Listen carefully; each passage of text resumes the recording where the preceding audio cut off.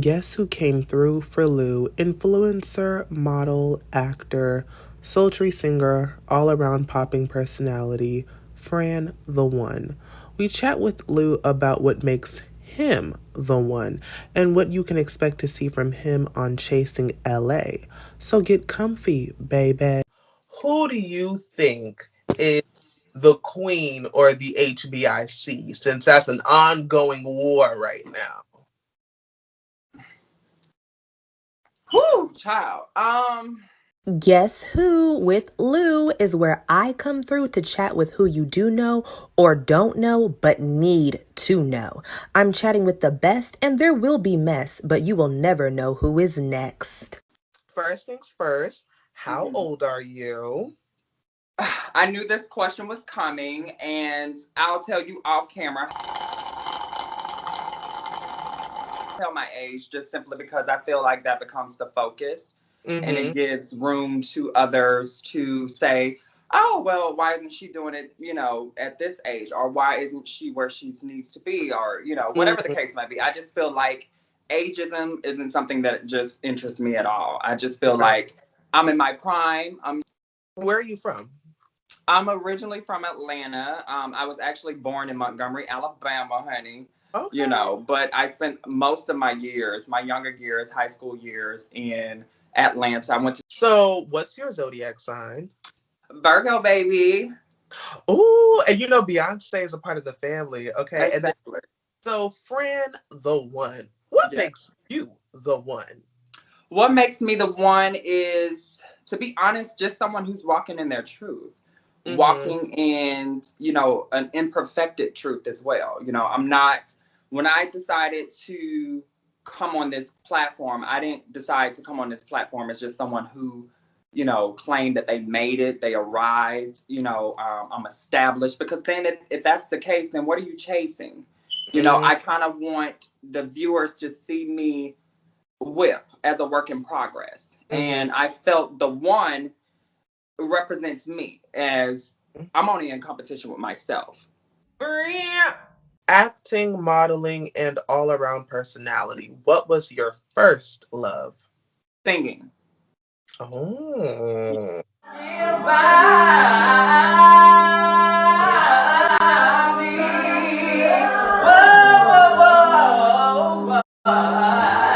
hmm And you're gonna see that, so stay tuned. I was just actually working on a song with my boyfriend. He, a pianist or whatever, and we're about to go in the studio probably next week and record this song that I'm working on. He wrote it for me. Mm. I'm more of like a gospel R&B. I Oh, like to holler, baby. I hollers down. okay. That church, baby. It's something Right. that ain't going nowhere. That's my first love, but I think just looking at the spectrum in terms of marketing, Mm-hmm. I thought it would be just more so modeling will Mm. be.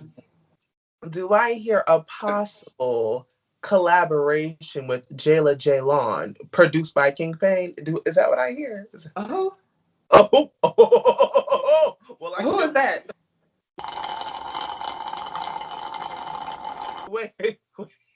I can't wait. I can Baby, definitely. I said I started singing in the church. Uh That huh. means that you got to be able to hit them octaves and Okay. bring that heat, that power, baby.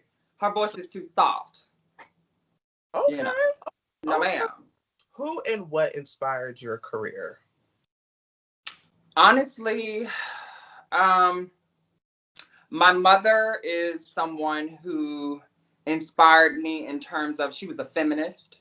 She was Mm. bold, she was fierce. She always told me, you can do whatever it is that you want. You have that. Um, but everybody mamas feel that way. But I genuinely feel that she was being honest with me. Mm. In terms of modeling, I would say Eva Marcel is someone who, inspired me because she definitely gives that face. You know what I mean? I've Right. always. How did you get involved with chasing reality? Wow, interesting. To be honest with you, I wasn't even, and they're probably gonna hate me for this, but it is what it is. I know some of the individuals from the other, series. Look, Kendra, shout out to my girl. We actually, we know each other, we talk or whatever. But I wasn't a fan, it wasn't, and what I mean by I wasn't a fan, it wasn't something that just, oh baby, I'm tuned in.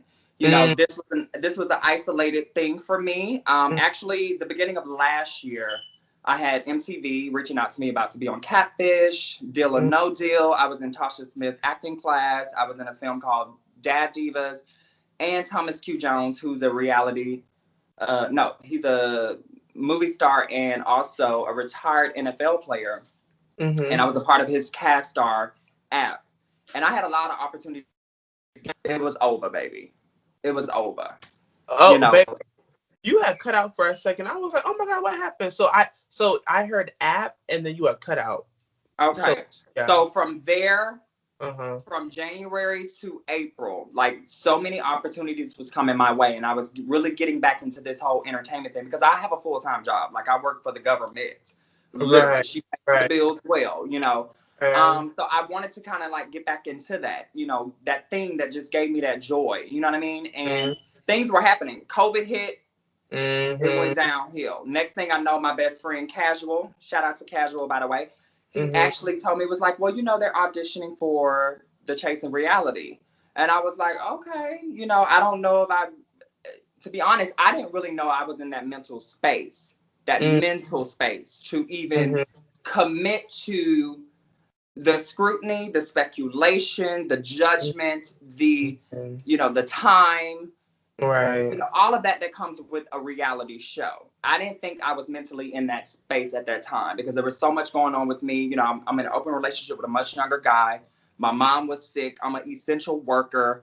It was so much going on, and there was so much uncertainty going on. So I just was like, you know what? If all else fail, let's give this thing a shot. I audition, and of course they picked me. They was like, we like the look, bring what you bring, and I just was being myself, to be honest with you. Now we about to get into the mess. Now this is where the mess begins. First impressions of the cast. Who was a Bob and who was a flop?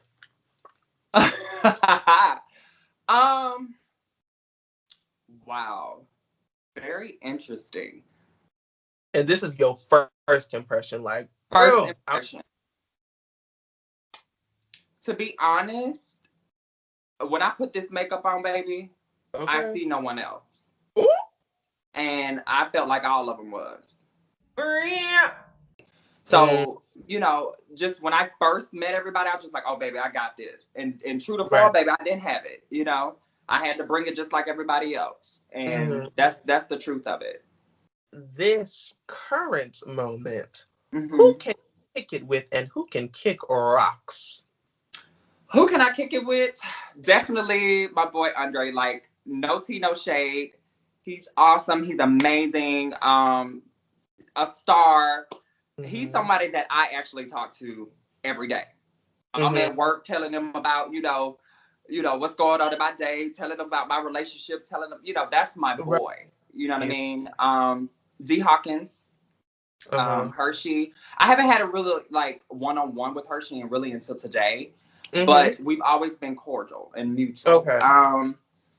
Ian, who you haven't met yet on the, I'm sure you probably saw his introduction, but you'll meet him in the coming episodes.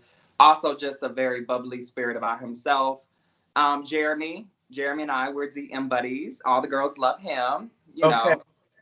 The rest of them, they can all flop. The rest of them train wicks and wigs, baby, they can go.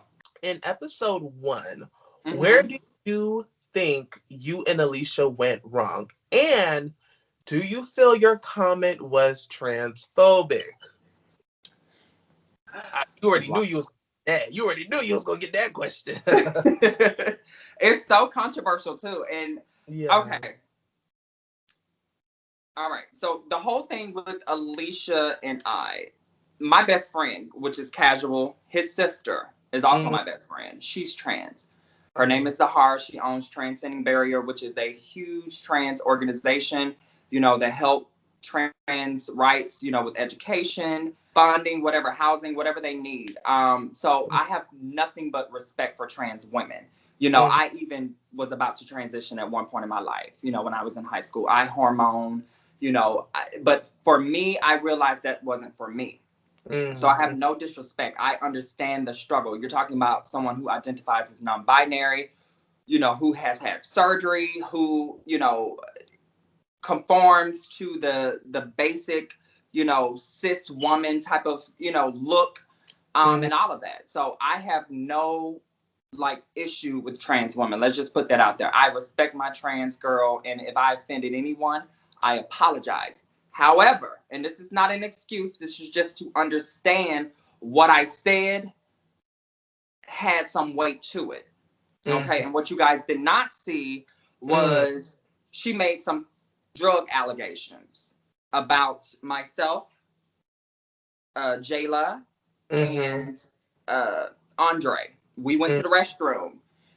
We returned. She then said something about, you know, I guess they was in the restroom, you know, doing whatever. I've never did drugs in my life. You know what I mean? Like, I felt like that was egregious. I felt like that was demeaning someone's character. And you can say what you want to say, but when you put that out there, you're kind of, you know, taking it there. You know what I mean? Like you're asking to step out on that battlefield. Still not calling her, you know, or misgendering her, but then it led to, you know, this whole, when I tried to have a conversation with her, she then interrupted me and said, "Excuse me, two women are talking. This has nothing to do with the man. We just met each other. She didn't know if I was asexual. She didn't know if I was transsexual, because Flame Marone, baby, will tell you very, you know, she will tell you she don't even identify as a trans woman. But when you see her, right, she gives you trans woman. Right, yeah. You're like, okay, that's a woman. Right, exactly. Yeah, you know, and she don't identify that way. So for her to just assume that I was a gay male, it was like, okay, girl, you already made this one allegation that was egregious. Now you're mispronouncing me. So what do I do? What do I say when I'm in a drunk induced, you know, thought process? Because I was drinking, we all were. I went there, and it was inappropriate. It was incorrect, and I apologize. I've apologized to her several times, several occasions. However, I'm here to represent the non-binary people because I don't conform to male nor female. Right. However I wake up, baby, that's who I'm, me. Nobody else. You feel me? Right. That's the story behind that. And then she come take, you know, because I mean my look. She come take my look, honey. A few other girls couldn't either. So how do you think production cut out the coke allegations part? Because we didn't get to see that in the episode. You got to see it on episode 2, I believe, when Quan brought it. It was. Because it was egregious. Okay. It was egregious. Your first group scene. Who do you think did the most and who did the least? Okay. Oh, Lord. Okay. I love you, girl. Who did the most and who did the least? So most is more like positive, or because doing the most can also be negative? I would say, well, it's a messy question. So most is like, girl, who was like, girl, you look, who, the most is like, girl, you're looking for a moment. And the least is like, oh, girl, I forgot you were sitting right here. Like, irrelevant. It was a lot of those. The most was definitely King Payne. King Payne should have never came for Hershey, and, you know, came for her dollar. Right. Okay. And that's where my boy Andre had to come in and just be like, you know, you over here looking like Missy Elliott with that. Like, who wears bubble jackets, girl? It's LA, honey. It's 90 degrees. You know what I mean? Like, girl, are you serious? Who was forgettable that night? As surprisingly as it is, he's probably the most known. But yeah. So why didn't you show up to pole dancing? I didn't show up just simply because, again, I just felt like the energy wasn't right for me at the time. And there's a few group things that I didn't show up in because I just felt like I wasn't feeling the cast at the moment. Like that whole, actually we filmed 4 hours in Long Beach. So there's a lot of stuff y'all didn't get to see, baby. Probably in the episode. FCC would have got involved. That's how, it was out there. So I was exhausted, you know what I mean, to be honest with you. However, I do feel like I'm one of the ones who's the most neutral out of everyone. Like, I can have a conversation with everybody, I'm not the offender. I'm just the equal opportunity offender. If you come from me, I'm going there. You know what I mean? So, and I say that to say that I can have a relationship with anybody. Like, all the cast members, honestly, I can have some type of cordial, conversation with them, and there be no toxicity. Some of the other girls, like, they cannot be in the room with each other at all. You see what I'm saying? Do you think the girls went too hard on Alicia? I did in the pole dancing scene. Actually, if I was there, I would have probably apologized, because actually that night in Long Beach, what you guys did not get to see is that I actually apologized to her there. So again, the editing and the control of that is all chasing reality. You know what I mean? Right. I did. I felt like after I said what I said, that was enough. Like, that was the icing on the cake. And I've even had conversations with some of my cast members about, we have to be careful about how we, come at the trans girls and the trans community, just because we are living in a very PC society, and there's and rightfully so, because, there's a lot of girls, going up under, just because of, the hate and the violence against them. So we just have to be careful as a cast. And I never want to see anyone, double team in a sense. So what do you think of the season so far? Or at least episode 1 and 2?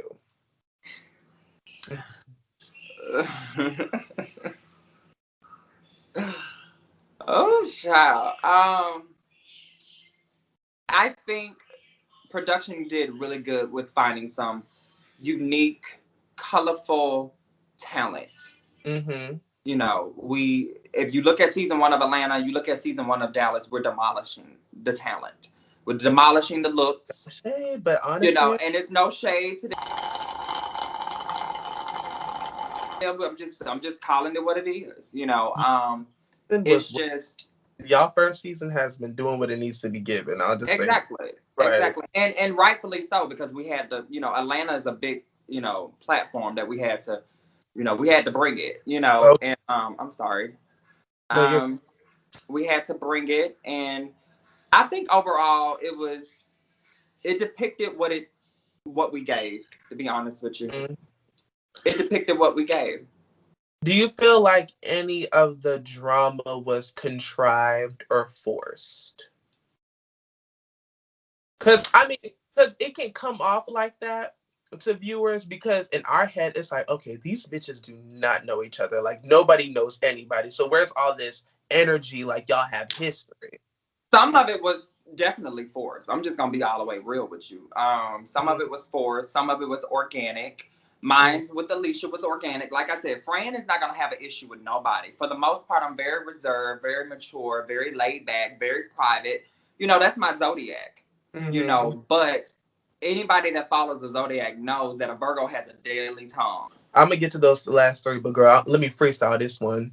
So, besides you, because we know Fran is the one, who do you think is the queen or the HBIC, since that's an ongoing war right now? Whoo, child. In terms of what, personality?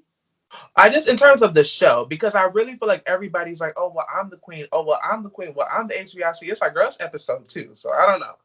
I'm definitely not the HBIC. Like I said, I'm just in my own lane. I think Jeremy was brought on the show because he's a little established in a sense. Right. He's known, he is. And he's so talented, like super talented. Dude, he got the moves, baby, and did some. But I don't think personality-wise, he definitely brings it to carry a whole show like that. Because at the end of the day, people are not tuning in to see us, jumping across the stage and modeling and all of this. Yeah, that's icing on the cake. Right. People want to see drama. They want to see this. That's why they tuning in. When I'm looking Housewives, I'm not looking at Nene Leakes go do a photo shoot. I want Right. to see her read a bitch for fifth. You see what I'm Right. saying? That's what we're tuning in for. So I would honestly say Andre and King has definitely in episode 1 and 2, definitely King has sort of mantled that. But that is to be continued. So stay tuned, baby, because baby, what she's giving now in the other episodes. Oh, bitch. Let's see. I knew that. Listen, y'all. When he DM'd me and said, That's "Bitch, a are bully. She's a bully. She's a bully. you?" And I know how to deal with bullies, and everybody else know how to deal with bullies. You mute them.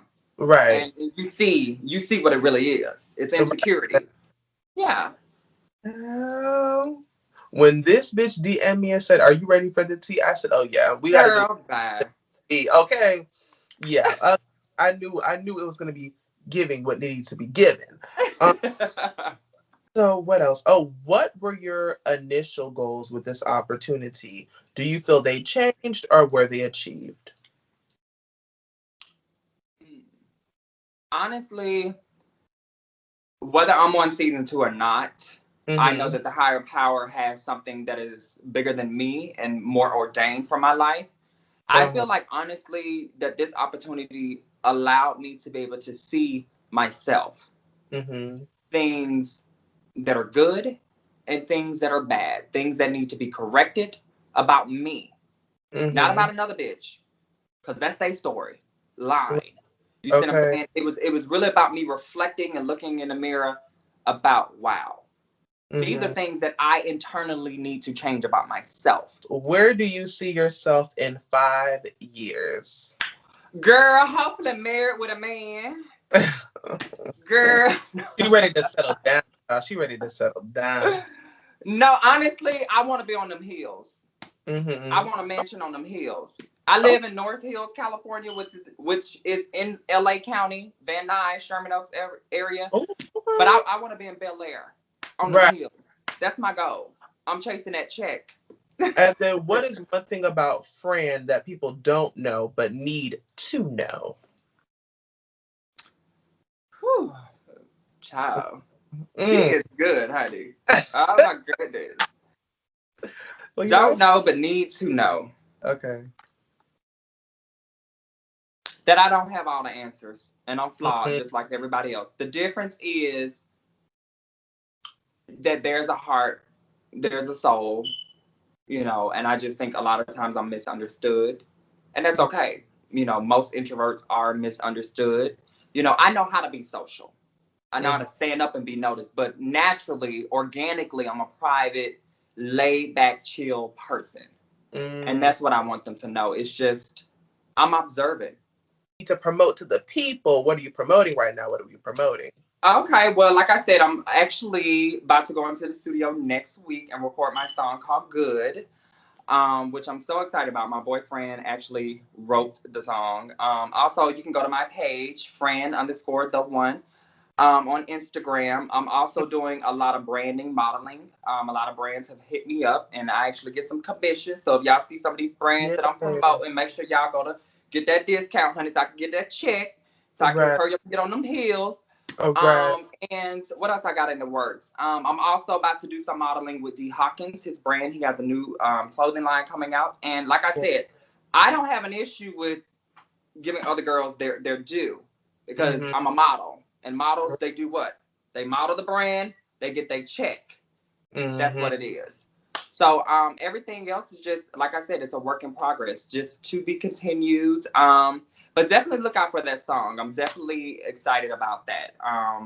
Just stay tuned, and also my rebirth shoot. You guys got to watch that through the show. You get to see the whole Malibu scene, baby. You know, Oh, me do yeah. about Dig in Malibu. So just stay tuned. To be continued. And I'm a work in progress, just like everybody else. I'm not established.